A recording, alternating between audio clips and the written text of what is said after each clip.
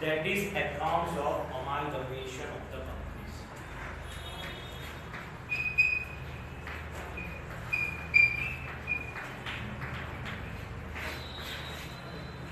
Amalgamation.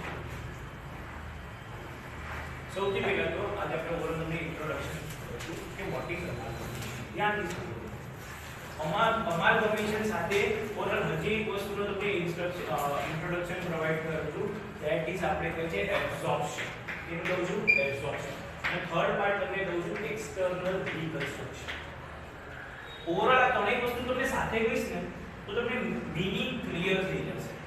નહીતર તમે ત્રણેય ટોપિકને તમે એક જ ટોપિક સમજો, આ તો સેમ છે, પણ ત્રણેયનો ઓવરઓલ ડિફરન્સનો જે રીઝન છે એ બહુ એસેન્શિયલ વસ્તુ છે. કેમ કે ચેપ્ટર નંબર 2 આપણે જોયું એબ્સોર્પ્શન છે અને ચેપ્ટર નંબર 3 શું છે? External reconstruction.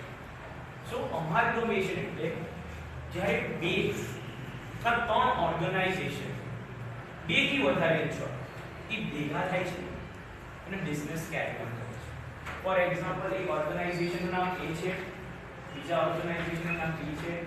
A અને B એ વિચાર્યું કે આપણે મળીને બિઝનેસ કરીએ, તો A ને વાંધો નથી અને B ને વાંધો નથી, તો હવે A ને B નવો બિઝનેસ ની સ્ટાર્ટ કરે છે. એનું નામ દઈ દઈએ છે AB. નામ શું દઈ દઈએ છે? AB. તો જ્યારે હવે A અને B નવું બિઝનેસ ચાલુ કરશે તો જૂના બિઝનેસને ડિસોલ્વ કરવું પડશે, એટલે આ ડિસોલ્વ કરીશ અને આ પણ શું થશે? ડિસોલ્વ. અને આ AB લિમિટેડ છે એ જૂના બિઝનેસને પરચેસ કરી લેશે. એ શું કરશે? પરચેસ. હવે ફોર એક્ઝામ્પલ હું તમને કહું કે A અને B પહેલા બે સેપરેટ આઇડેન્ટિટી હતી, પણ હવે શું થાય છે? બે ભેગા થાય છે. તો જે સેપરેટ આઇડેન્ટિટી છે એને તમે ડિસોલ્વ કરી નાખો, એના બુક્સ ઓફ એકાઉન્ટ બંધ તો કરવા પડશે ને. અને આ જે AB લિમિટેડ છે એ A ના અને B ના આપણે કહીએ કે એસેટ્સ અને લાયબિલિટી ઓવર બધી વસ્તુ પરચેસ કરી લેશે. શું કામ? કેમ કે હવે નવું બે મળીને કામ કરશે. તો એના માટે ઓવરઓલ AB લિમિટેડ ફોર્મ થાય છે. એનું કહીશ અમાલ્ગમેશન. એનું શું કહીશ? અમાલ્ગમેશન. ક્લિયર થાય? અમાલ્ગમેશન એટલે બે નું એક્ઝામ્પલ કીધું, બે થી વધારે, ત્રણ પણ હોઈ શકે, ચાર પણ હોઈ શકે, પાંચ પણ હોઈ શકે. તો જેટલા પણ લોકો ભેગા મળે છે અને ઓવરઓલ પોતાનું જે જૂની ફોર્મ ઓર્ગેનાઇઝેશન શટડાઉન કરે છે અને નવા બિઝનેસમાં ઓવરઓલ મળીને કામ કરે છે, એને આપણે કહીશું amalgamation. Clear? What is the meaning of amalgamation? બધાને કોઈને ડાઉટ ક્વેરી?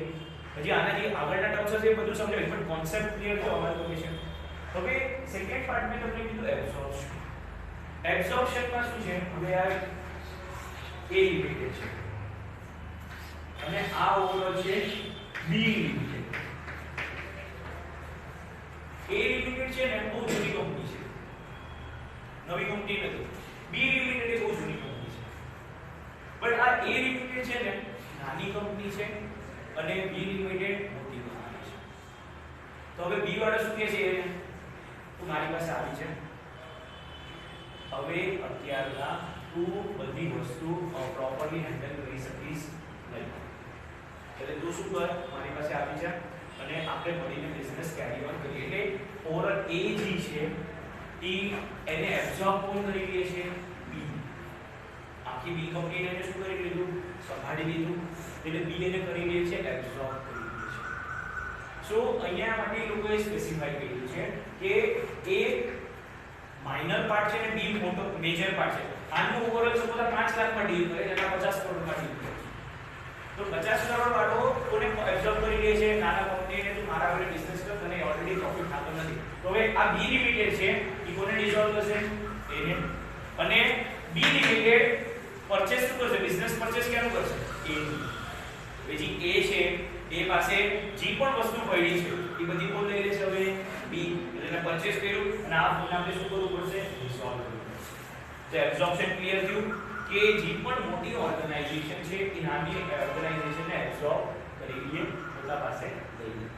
હવે એક્સટર્નલ રિકન્સ્ટ્રક્શન. થર્ડ પાર્ટ શું છે? External reconstruction. એ આ A લિમિટેડ છે અને એક બીજું સપોઝ આપણે બનાવીએ છીએ કે A સ્ક્વેર લિમિટેડ. ડિફરન્સ સમજો.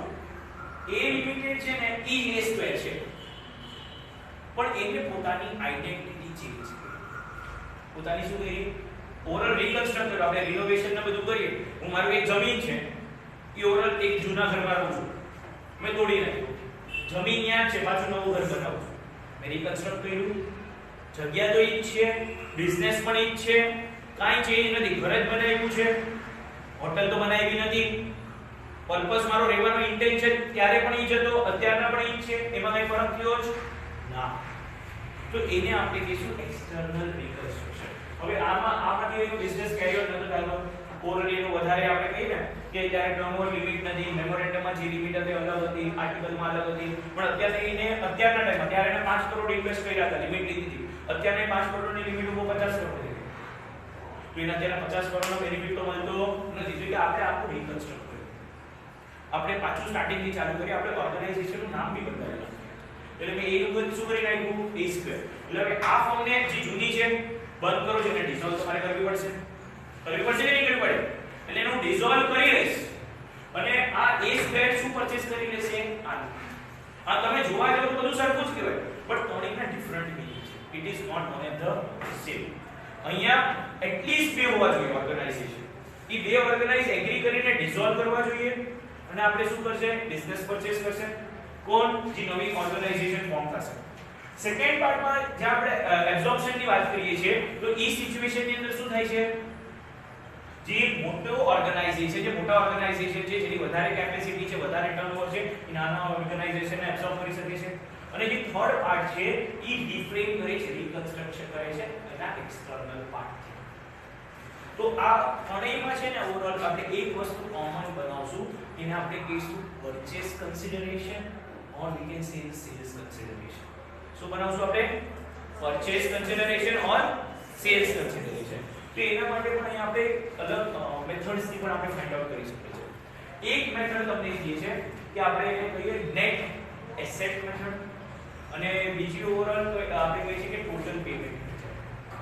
હવે જ્યારે આપણે પેમેન્ટ સૌથી પહેલા ટ્રાય શું કરવાનું, પેમેન્ટ મેથડ થી ટ્રાય કરો તો કે કેટલામાં પરચેસ કરો. ફોર એક્ઝામ્પલ, મારે એક ગાડી લેવી છે, કાર લેવી છે, માર્કેટમાં એની ફેર વેલ્યુ છે સપોઝ 5 લાખ, બટ મેં ડીલ કરી નાખી છે, મેં ઓવરઓલ કન્સિડર કરી લીધું છે આટલા એમાઉન્ટમાં પરચેસ કરીશ 4 લાખ, તો મારા માટે ફાયદામાં છે ફેર વેલ્યુ કરતા રિટર્ન. બટ મેં ઓલરેડી ડીલ કરી નાખ્યું, મારે 7 લાખમાં લેવી, ભલે ની કાંઈ પણ ફેર વેલ્યુ મારે એટલા દેવા પડશે. જી તમે ડીલિંગ વેલ્યુ કરશો, પેમેન્ટ એટલે ઓલરેડી અહીંયા ઈ પેમેન્ટમાં તમે એક સર્ટેન એમાઉન્ટ નક્કી કરી રાખો છો કે કેટલા રૂપિયા દેવા છે, ક્યારે દેવા છે. તો એ બધી વસ્તુ આપણે પરચેસ, કેમ કે નવું ઓર્ગેનાઇઝેશન છે, એ બધી વસ્તુ પરચેસ કરશે. તે પરચેસ કરશે તો બધી ઓવરઓલ એને એન્ટ્રીઝ કે આ વસ્તુ આટલા માંગી હવે ઇન્ટર. યુઝ્યુઅલી જ્યારે આપણે પરચેસ કન્સિડરેશન કેલ્ક્યુલેટ કરશું, ફાઇન્ડ આઉટ કરશું, તો જે કંપનીના ઓનર છે, વોટ ધ્યાનથી સાંભળો, કંપનીના જે ઓનર્સ છે એમાં ઇક્વિટી હોલ્ડર્સ પણ કહી શકું, પ્રેફરન્સ હોલ્ડર પણ કહી શકું. આ લોકોને મારે કાંઈ દેવું પડશે, તો આટલા શેર્સ લઈ લે, તો આટલું કેશ લઈ લે, તું આટલા પ્રેફરન્સ શેર્સ લઈ લે, તને જે કંપની દીધી ને એના બદલે તને આટલા ડિબેન્ચર્સ આપી દઉં છું. કાંઈ તો મારે કન્સિડર કરી કે બધી એની જૂના મને એસેટ્સ ને બધું દીએ છે, લાયબિલિટી ને બધું દીએ છે, બટ સર્ટન વસ્તુ મારે સામે દેવી પડશે. હવે મારું બિઝનેસ હું કેરી ઓન કરું છું અને આ બોર્ડ પણ બિઝનેસ કેરી ઓન કરે છે અને આ મારું બિઝનેસ પરચેસ કરે, તો પરચેસ કરશે એટલે રિટર્નમાં સામે કંઈ પેમેન્ટ તો કરવું પડશે. એ પેમેન્ટ નહીં કરે તો ક્યાંથી પરચેસ કરે? એટલે કીધું મારી પાસે આટલા રોકડા તો નથી, હાર્દિક એક કામ કર ને, તું મારા કંપનીના છે ને 10,000 ઇક્વિટી શેર્સ લઈ. તો ઇક્વિટી શેર્સ ભલે એને લાસ્ટમાં તો આપણે કેલ્ક્યુલેટ મનીમાં જ કરશું કે એક ઇક્વિટી શેર્સ 100 નો કે 200 નો, તો 100 ઇક્વિટી શેર્સ કે 10,000 ઇક્વિટી શેર્સ કેટલા? તો એ બધી વસ્તુ આપણે કન્સિડર કરીએ છીએ.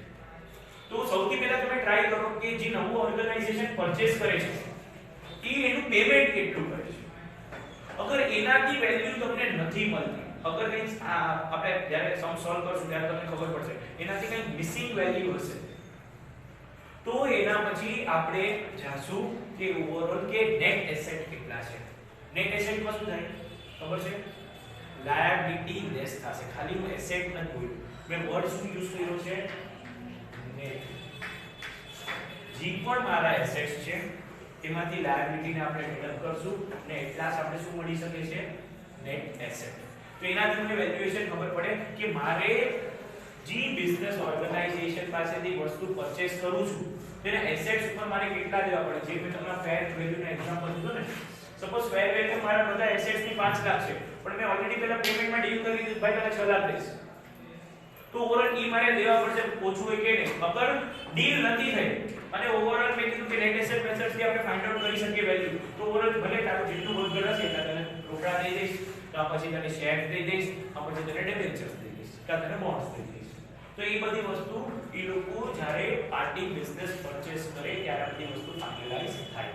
ક્લિયર આ વસ્તુ મેં કીધી બધાને?